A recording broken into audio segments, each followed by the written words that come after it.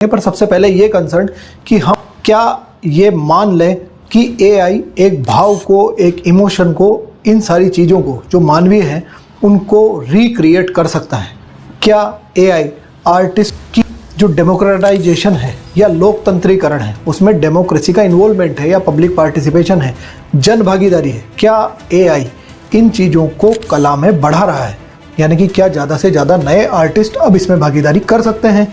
या अगर आप किसी कलाकार की जर्नी की बात करेंगे, वो किस यात्रा से निकल कर आया है, कितनी लंबी जर्नी के बाद वो स्किल्ड होता है, रातों तक वो जागते हैं, कई स्केच या कोई भी चीज़ किसी कला को जन्म देते हैं, कई रातें जागकर वो उस चीज़ को डेवलप करते हैं। क्या एआई इस सब को रिप्लेस कर सकता है? इस सब का ऑल्टरनेट हो सकता है? जैसे कि अगर आप एग्जाम्पल देखें तो हम बनी ठनी की बात करेंगे। राजस्थान में जो बनी ठनी पेंटिंग है, बनी ठनी पेंटिंग बनाने वाले ने उसको कितनी मेहनत से, कितनी शिद्दत से बनाया होगा, और आज बनी ठनी को अगर एआई बना देता है या वैसी कोई पेंटिंग बना देता है।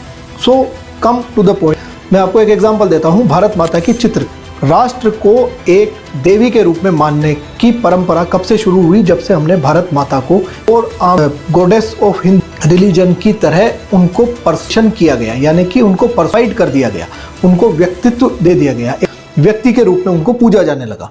ये कार्य किया था अवनींद्रनाथ टैगोर ने, जो कि 1905 में प्रभावित हुए थे बंकिम चंद्र चट्टोपाध्याय की इंस्पिरेशन, और स्वदेशी मूवमेंट के टाइम पर उन्होंने ये कार्य सबसे पहले किया था। और तभी से देखा जाए तो हमारे देश में राष्ट्र को माता के रूप में, भारत माता के रूप में, देवी के रूप में पूजा जाना शुरू किया गया। इसी के साथ दूसरे एग्जाम्पल की अगर हम बात करें तो आपको आर.के. लक्ष्मण के कॉमन मैन यानी कि आम आदमी वाला कार्टून याद आ सकता है, या आप उसको विजुअलाइज कर सकते हैं कि उसने किस तरह से आम जन के भावों को उस कार्टून से लोग कनेक्ट कर पाते थे।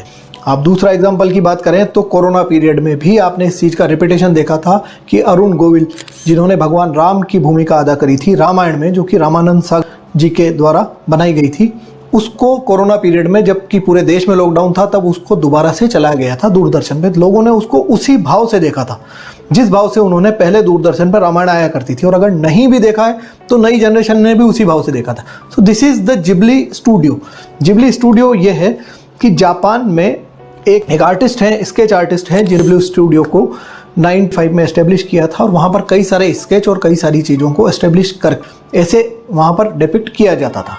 अब यहाँ पर बात आती है एथिकल पॉइंट की, यानी कि ऐसे स्केचेस के साथ उन्होंने कई सारी मूवीज़ बनाई थी, और वो मूवी थिएटर जो एकेडमिक अवार्ड्स होते हैं, यानी कि ऑस्कर अवार्ड्स हैं, उनको भी उन मूवीज़ में जीता गया था।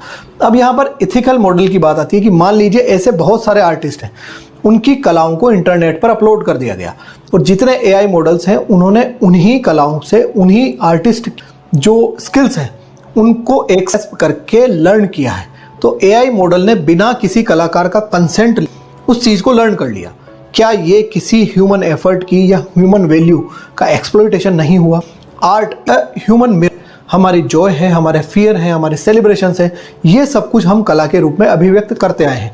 जब से, अगर हम आदि सभ्यता की बात भी करें कि आदि मानव हुआ करता था, और जब हमने गुफाओं में, कंदराओं में किसी तरह के दीवारों पर चित्रों को डिपिक्ट कर देते थे, उस टाइम पर भी इन सभी चीज़ों को उकेरा जाता था।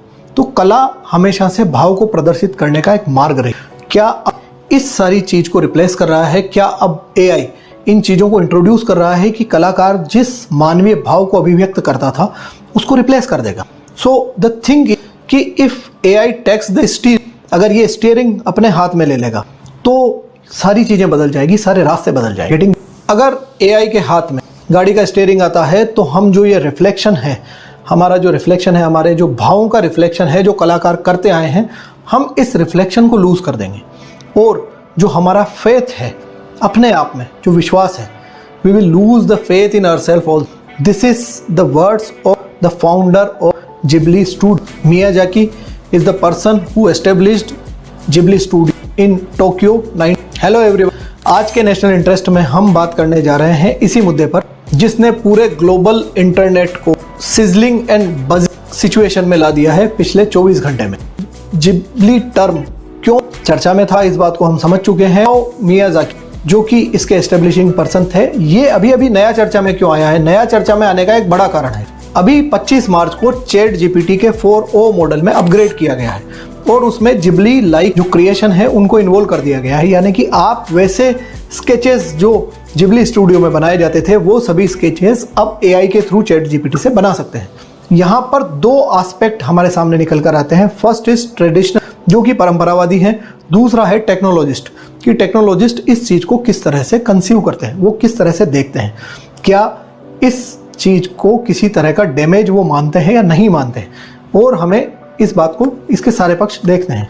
ट्रेडिशनलिस्ट पर्सपेक्टिव की अगर बात करें तो मियाज़ाकी को भी एक बार 2016 में कुछ ऐसे क्रिएशंस दिखाए गए और उनसे जब पूछा था तो उन्होंने कहा था it is an insult to life itself, और अगर मैं इस टेक्नोलॉजी के युग में होता तो I would not corporate this technology with my work. मैं इसको कभी भी अलाउ नहीं करता कि ये मेरे कार्य में इन्वॉल्व। इस चीज़ को आप ऐसे भी कोरिलेट कर सकते हैं कि अब आजकल के समय में बहुत सारे एआई जनरेटेड भगवान के फोटो आते हैं, उनमें हमारे को वो भाव नहीं दिखते। जो भाव अगर आप कभी दिवाली पर या इन त्योहारों पर हम बाजार से फ़ोटो या खरीद के लाते थे, अपनी दीवारों पर अलमारियों में लगाया करते थे, भगवान के कमरे में लगाया करते थे, वो वाले भाव इन एआई जनरेटेड फोटोज़ में नहीं होते हैं।